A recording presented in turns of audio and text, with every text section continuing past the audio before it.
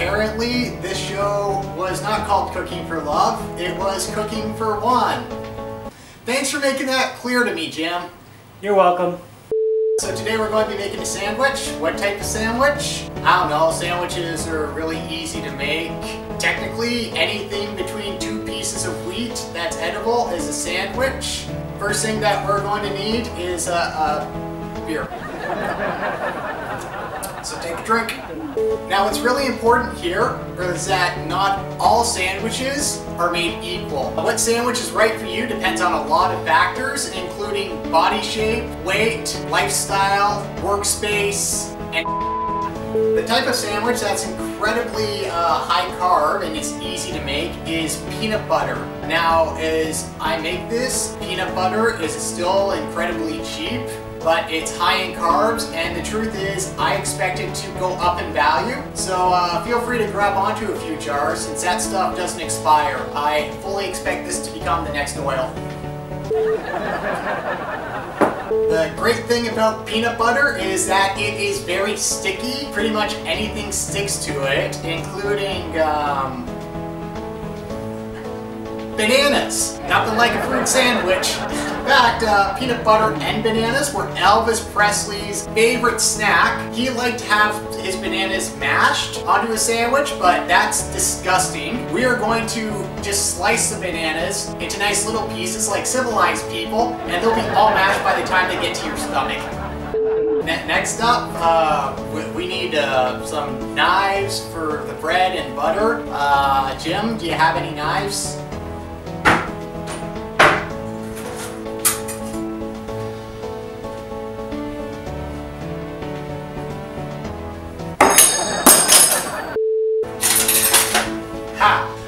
This isn't real silver, is it? No. No, that's a shame, because silver has a lot of good uses besides pawning it. As long as you have some iron in the house too, that can also be a good substitute. But for now, we are going to use the stainless steel knife. If you get slices of bread, that's the first thing that you're going to need to find. Thankfully, we've had some pre-made. When they say it's the greatest thing since sliced bread, that is a tall order to meet. And then what you need next is the peanut butter to spread on the bread. Now, do not worry too much about the peanut butter getting onto the bread here, because peanut butter is one of the stickiest substances known to man. Oh, it's liquid peanut butter. How nice. Thank you, Jim. That's incredibly disgusting. Apparently, Jim here got the liquid type of peanut butter, which is a pain in the ass to use. And what you actually have to do is stir this thing like it's friggin' soup before it actually sticks on to your knife. Now, the good news is that if you turn this around, it's going to eventually become like butter, hence the peanut butter. This is going to take a while, so we'll contemplate the meaning of life, which, as we all know, is 42. Now, normally, I would just peel off this part here at the side. However, I don't really feel like touching that since I already had to wash my hands once this episode, and it's not something I really want to make a habit of doing. This thing will drip on the table. You could have just bought the regular butter from the store. The one that has higher carbs and preservatives doesn't go bad and it's instantly ready for you to eat. But no, it's okay. I don't mind spending 10 minutes of my life making actual butter from your slop. When you think of peanut butter, you clearly think of... Look at this. It's worse than molasses. This reminds me of so many terrible things. Okay, now if we had actual peanut butter that was good and wholesome and had preservatives in it, then we could have just applied simple pressure to get it on. However, Jim here provided me with whatever the hell this is, and what we were going to do is just let it drip onto the bread here. Once it finishes dripping onto the bread, we can spread it around a bit.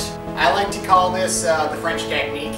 What you want to do is just apply the peanut butter evenly spread to one piece of bread. The other bread you do not touch for a while. This bread will be as useless as snow in springtime.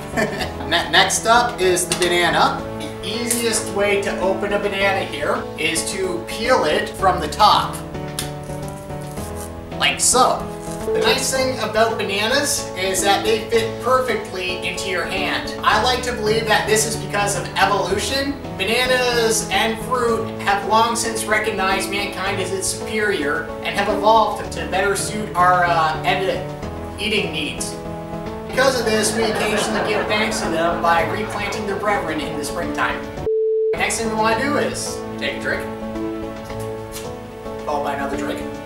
And then we want to start chopping the banana. Now you want to chop the banana like you want to chop a cucumber. Thankfully, the interior of the banana is not as thick or dense as a cucumber, which means that you don't need to apply as much pressure to the knife in order to chop it up. You want to chop up at least 9 pieces of the banana before eating.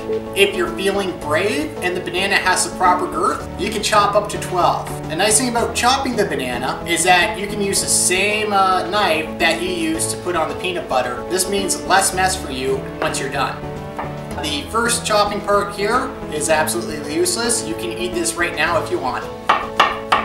We can see the peanut butter sticks to the banana, which sticks to the knife, making this easier to chop. 9, 10, 11, and we're going to live on the edge here, 12. And the next thing you guys want to do is take a drink. This is important while making a peanut butter sandwich so that you don't feel like a kid. You're an adult now. You got alcohol. You're working downtown next to some expensive eateries. And you know what? They're expensive. You want to be successful. So what you do is that you save money by making your own peanut butter sandwich. It's economical. Take another drink to celebrate how great you are. Next thing you want to do is take the bananas and then place them evenly across the bread. 9 is the minimum here, but if the bananas are smaller or the bread is larger, you can fit up to 12.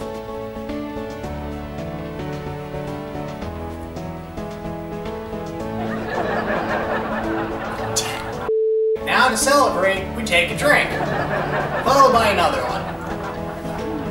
Then what we want to do is take the other piece of bread that we've been ignoring this whole time and put it over the bananas. It's important to do this with the same knife that you had beforehand. This way there's less mess to clean up, and as long as you do not want rats, you can just cut this in half here and save yourself that hassle too.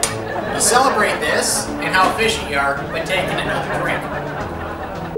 Congratulations! You made a sandwich. Make sure you don't leave it exposed to air for more than 10 minutes or else the bread starts to harden, and that's going to make it less fun to eat. To celebrate this, you want to take a drink. Soak in the fact that this is your life. No one's ever going to love you.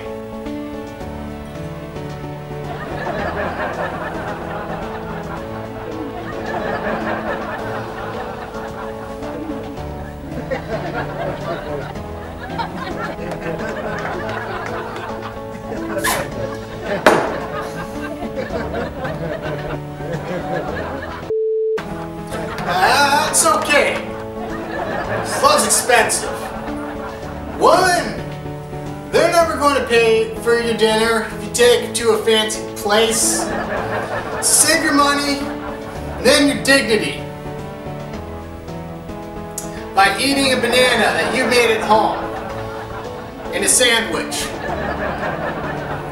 It's not as expensive. If you're really lucky, some guy from the internet is going to invite you into the back of his van to do a cooking show on the internet for him. And then you can't take the peanut butter sandwich anywhere because some jerks claim they're allergic to it. Like at the office, where you can't even eat a table without cleaning it. And then it's banned from the office because your boss went into anaphylactic shock moments after you had an argument with them, and now you're on trial for attempted murder. That's okay. You don't need hemp. You don't need a job. It's really cheap making peanut butter and drinking beer. You have any more deer, Jim? That was my last one. Well, I guess that's all you need when you're cooking for one.